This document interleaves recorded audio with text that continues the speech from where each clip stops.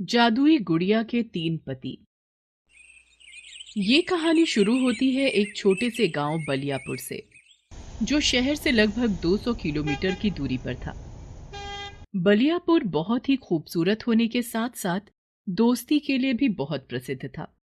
दोस्ती तीन ऐसे लोगों की जिनकी जात, धर्म, कामकाज बिल्कुल ही अलग होता है। दोस्ती सोहन, विष्णु और दिनकर की। सोहन सुनार का काम करता था, पर व्यवसाय में नुकसान के बाद उसके पास कोई काम नहीं था। ओम विष्णु भूर्भुवस्वः पंडित यानी पंडिताई तत्सवितुर्वरेण्यं का भर्गो काम किया देवस्य करता था, धीमहि। पर कभी कभार पूजा पाठ के लिए गांव के लोग उसे बुला लिया करते थे, पर उससे घर नहीं चल पाता था। और दिनकर एक सेठ के लिए कपड़े सिलने का काम करता था। ओम भूर्भुवस्वः तत्सवितुर्वरेण्यं भर्गो देवस्य धीमहि धियो यो नः प्रचोदयात्। हो गई तुम्हारी पूजा विष्णु जी? सुनार तू आ गया? मैं तुझे ही मिलने आने वाला था। कब तक तू मुझे सुनार बुलाएगा? एक तो अब तक एक काम नहीं मिला, और तेरा मुझे सुनार कहना मुझे और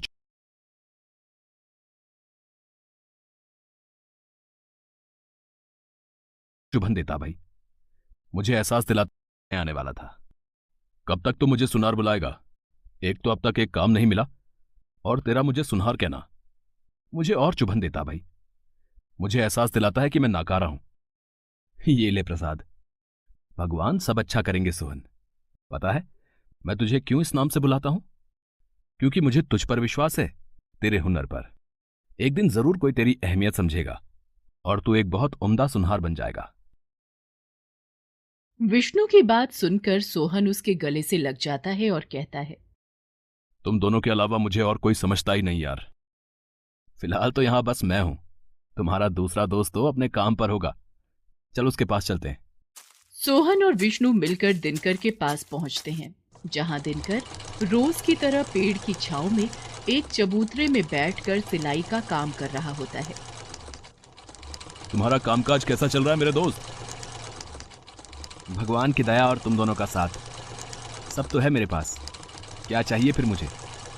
बस तुम दोनों को भी एक अच्छा काम मिल जाए।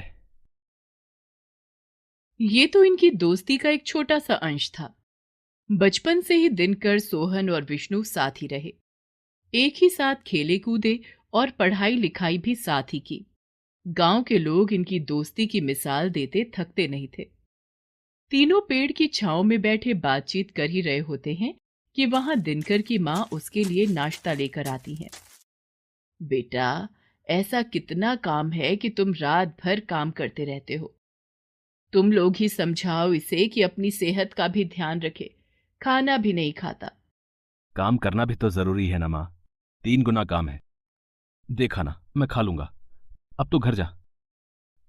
तीनों साथ में बैठकर नाश्ता कर ही रहे होते हैं कि अचानक से तमतमाता हुआ सेठ धनराज वहां जाता है और एक कुर्ता दिनकर के मुंह पर मारता हुआ कहता है, गलती हो गई मुझसे जो तुझ जैसे भिखारी को काम पर रख लिया।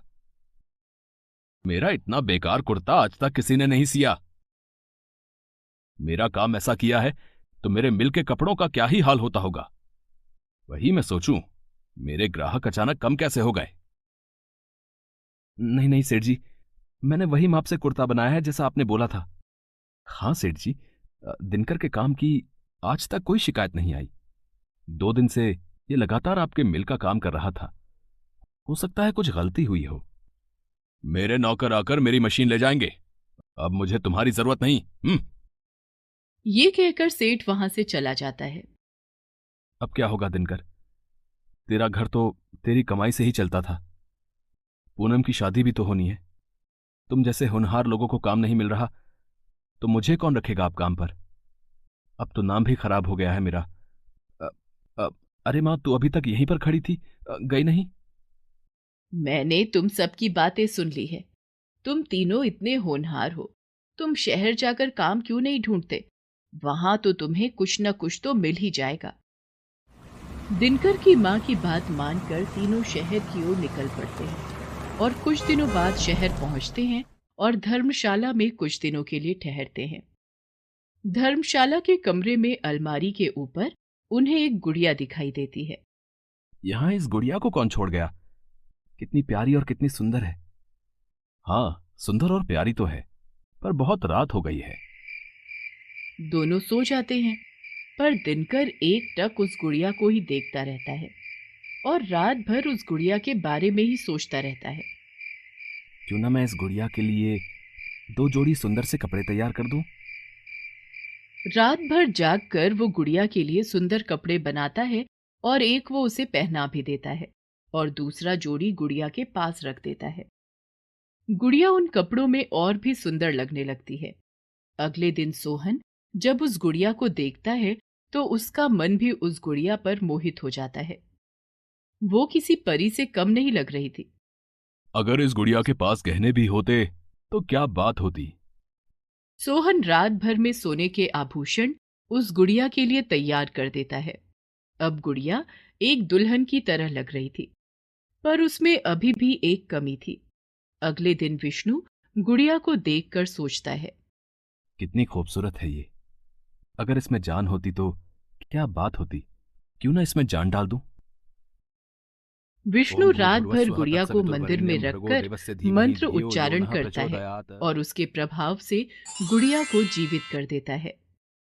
आह, मेरे हाथ, मैं हिल सकती हूँ और बोल भी सकती हूँ। आप तीनों का धन्यवाद। गुड़िया की आवाज सुनकर पास ही सो रहे सोहन और दिनकर भी उठ जाते हैं। उसकी सुंदरता तीनों के होश उड़ा देती है और वही होता है जो नहीं होना चाहिए था। वो कहते हैं ना, धन, जोरू और जमीन झगड़े की जड़ होते हैं, और यहां भी कुछ वैसा ही हुआ। मेरे बनाए हुए कपड़ों में कितनी प्यारी लग रही है मेरी दुल्हनिया। तुम्हारे 4 पैसों के कपड़े मेरे लाखों की कारीगरी के आगे हैं ही क्या। ये मेरी दुल्हन है। अब विष्णु के मंत्र उच्चारण का ज्ञान भी अब कहाँ काम करने वाला था। तीनों गुड़िया को अपना बनाने की होड़ में लग जाते हैं। अच्छा, एक काम करते हैं, इसे गांव ले चलते हैं। अब सरपंच ही इसका फैसला करेंगे। तीनों उसे गांव लेकर चले जाते हैं और पिछले 3 रातों की घटना सभी के सामने बताते हैं। उसकी सुंदरता सभी को अपनी ओर खींच लेती है। ये इन भिखारियों को इतनी सुंदर पत्नी कहां से मिल गई। ये सब क्या हो रहा है यहाँ। शोर मत कीजिए। ये तो अब ये लड़की ही बताएगी कि इसके मन में क्या है। कहो बेटी। सरपंच तीनों लड़कों को एक कतार में खड़ा कर देते हैं और उस लड़की को अपने पसंद के लड़के को चुनने को कहते हैं। लड़की विष्णु के पास जाकर उसके पैर छूती है और कहती है, पिताजी प्रणाम। फिर वो दिनकर के पास जाकर कहती है, भाई जी सब कुशल मंगल। और फिर सोहन को देखते ही वो शर्मा कर अंदर भाग जाती है। लड़की ने तो ढूंढ लिया अपना वर, सोहन को, पर उसने विष्णु को पिता और दिनकर को भाई क्यों कहा। लड़की को यहां लेकर आओ। हम जानना चाहते हैं कि उसके मन में क्या विचार चल रहा था। सभी को प्रणाम। मैं आप सभी को बताती हूँ मैंने सोहन जी को पति के रूप में क्यों स्वीकार किया। विष्णु जी ने मुझ में जान डाली, यानी मुझे जन्म दिया, तो वो इस नाते से मेरे पिता हुए। दिनकर जी ने मुझे कपड़े दिए, यानी बहन को वस्त्र दान किया, तो वो मेरे भाई हुए। और सोहन जी ने मेरे लिए आभूषण तैयार किए और मेरा श्रृंगार किया, तो उन्होंने पति होने का धर्म निभाया, इसलिए उनको मैंने पति के रूप में स्वीकार किया। मेरा निर्णय धर्मशास्त्र के अनुसार था। लड़की की समझदारी और धर्मशास्त्र के अनुसार उसका निर्णय सही था। उसकी पसंद के अनुसार उसका विवाह सोहन से करवा दिया जाता है।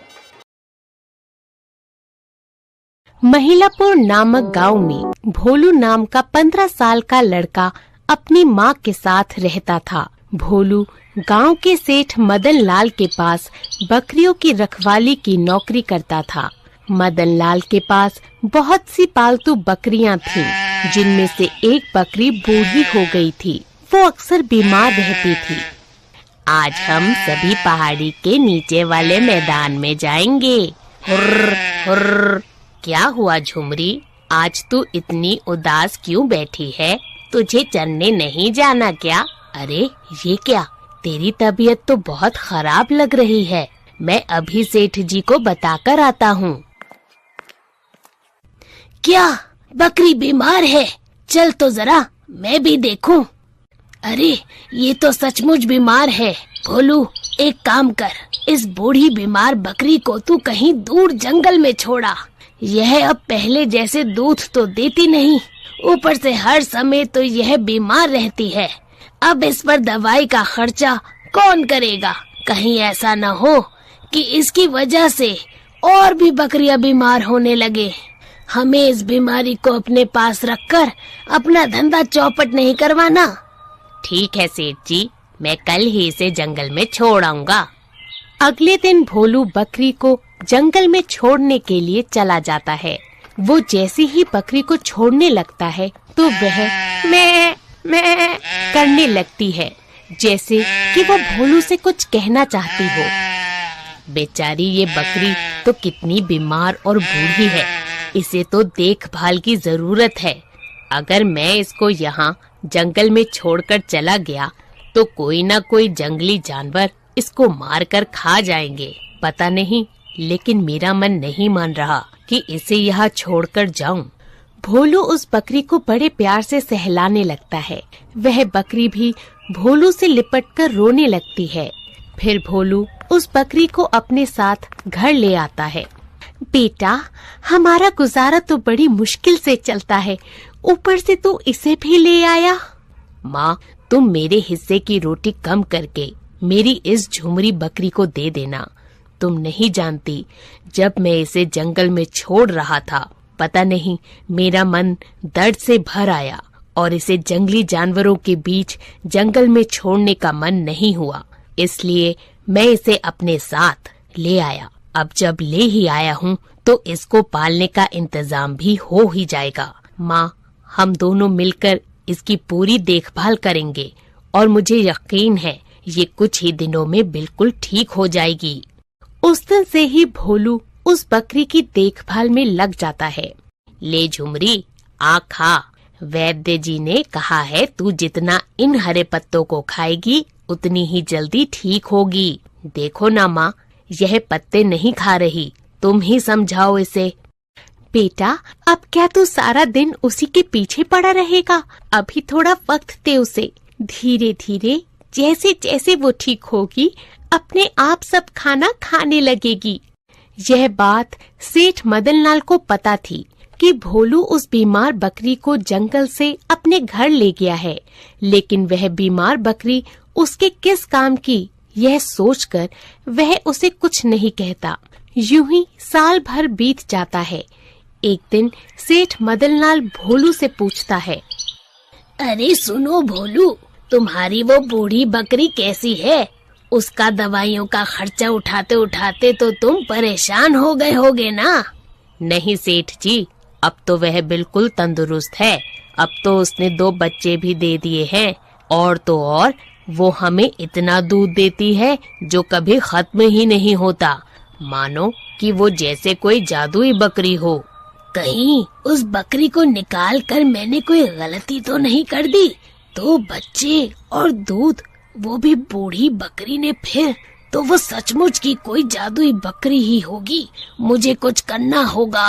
एक दिन भोलू काम से वापस आता है तो आंगन में बैठी अपनी उदास माँ को देखकर वह पूछता है, क्या हुआ माँ, तुम इतनी दुखी क्यों लग रही हो? आज सुबह सेठ मदनलाल जी आए थे और वह अपनी बकरी झुमरी को वापस ले जाने की बात कर रहे थे। वो ऐसा नहीं कर सकते, उन्होंने तो उस बकरी को मरने के लिए जंगल में छोड़ दिया था। अगर मैं उसे नहीं बचाता तो आज वह जिंदा नहीं होती। मैं इस बकरी के बदले उनको पैसे दे दूंगा माँ, लेकिन अपनी झुमरी को जाने नहीं दूंगा। लेकिन इतने पैसे हम कहाँ से लाएंगे बेटा? वो मुझे नहीं पता माँ, लेकिन मैं अपनी इस झुमरी को अपने पास से जाने नहीं दूंगा। रात को भोलू झुमरी के पास जाकर उससे बात कर रहा होता है। झुमरी, मैं कुछ भी करके पैसों का इंतजाम करूंगा, लेकिन तुम्हें जाने नहीं दूंगा। तभी झुमरी उसका हाथ पकड़कर उसे अपने साथ कहीं लेकर जाने की कोशिश करती है। क्या हुआ झुमरी, तुम मुझे कहाँ लेकर जा रही हो? देखो, अगर माँ को पता चला तो वो बहुत गुस्सा करेंगी। इसके बाद वह बकरी एक जगह जाकर रुक जाती है और अपने पैर से उस जगह पर खुदाई करने लगती है। ठहरो, मैं तुम्हारी मदद करता हूँ। इसके बाद भोलू कुल्हाड़ी लाकर उस जगह को खोदने लगता है। कुछ देर खोदने के बाद उस जमीन में से एक बैग निकलता है। भोलू जब उस बैग को निकालता है तो देखता है उसमें ढेर सारे नोटों की गड्डी होती है। वह गड्डियाँ देख भोलू खुश हो जाता है। इतने सारे नोट, अब तो तुम्हें मुझसे कोई अलग नहीं कर सकता। मेरी झुमरी, तुम तो सचमुच में एक जादुई बकरी हो। अगले ही दिन ममता और भोलू ने उस बकरी के दुगने दाम सेठ को दे दिए। एक दिन गांव की कुछ औरतें आपस में बात कर रही होती हैं। अरे सुना है, ममता और उसके बेटे ने सेठ जी को उस बकरी के 2 गुना दाम दिए हैं। जब से वो बकरी उनके पास आई है, उनके तो दिन ही बदल गए हैं। अरे मैंने तो यहाँ तक सुना है कि वो एक जादुई बकरी है। मुझे तो लगता है वो सचमुच की जादुई बकरी है, नहीं तो इतने कम समय में उनकी इतनी तरक्की कैसे हो जाती। उस सेठ ने तो उस बकरी को निकालकर बड़ी ही गलती कर दी। सेठ मदनलाल उनकी यह सारी बातें सुन लेता है। जादुई बकरी, अब तो कुछ करना पड़ेगा। अगले दिन मदनलाल जाकर भोलू की जादुई बकरी को चुरा लेता है और उसे लाकर पूछता है, क्या सचमुच में तुम कोई जादुई बकरी हो? अगर ऐसा है तो मेरी भी किस्मत बदल दो उस भोलू की तरह, और अगर तुमने मेरी बात नहीं मानी तो मैं कसाई से कहकर तुम्हारे टुकड़े टुकड़े कर दूंगा। हा हा हा हा हा हा। इसके बाद झुमरी सेठ का हाथ पकड़कर कहीं ले जाने लगती है। सेठ उसके पीछे पीछे चल देता है। एक जगह रुककर बकरी फिर खुदाई शुरू कर देती है। तभी सेठ मदनलाल कहता है, क्या यहाँ कोई खजाना छुपा रखा है?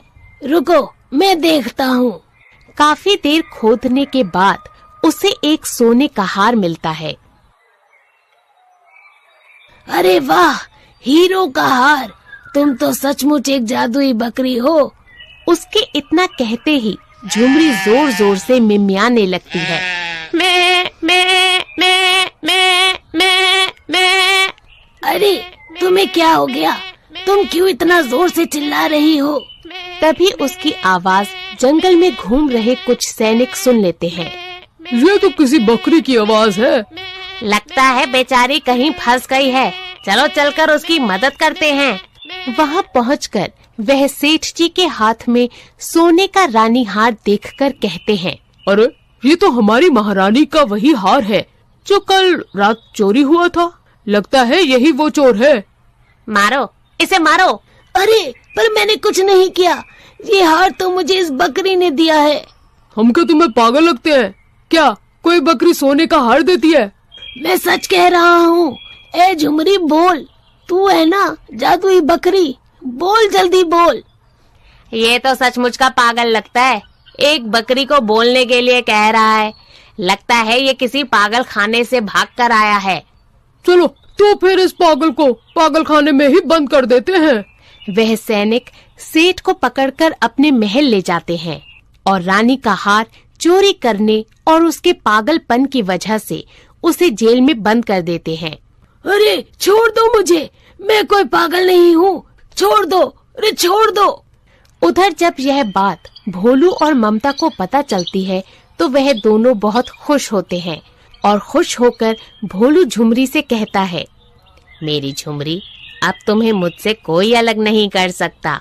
सुना है सेठ मदनलाल को बड़े महल के सिपाहियों ने चोरी के इल्जाम में और उनके पागलपन को देखते हुए जेल में बंद कर दिया है। चलो अच्छा है, अब कम से कम हम दोनों को कोई अलग तो नहीं करेगा। इसके बाद झुमरी और उसके बच्चे सदा सदा के लिए ममता और भोलू के साथ रहते हैं और जादुई बकरी होने की वजह से वह उनकी सारी जरूरतों को पूरा कर देती है और उन्हें गांव का सबसे अमीर परिवार बना देती है।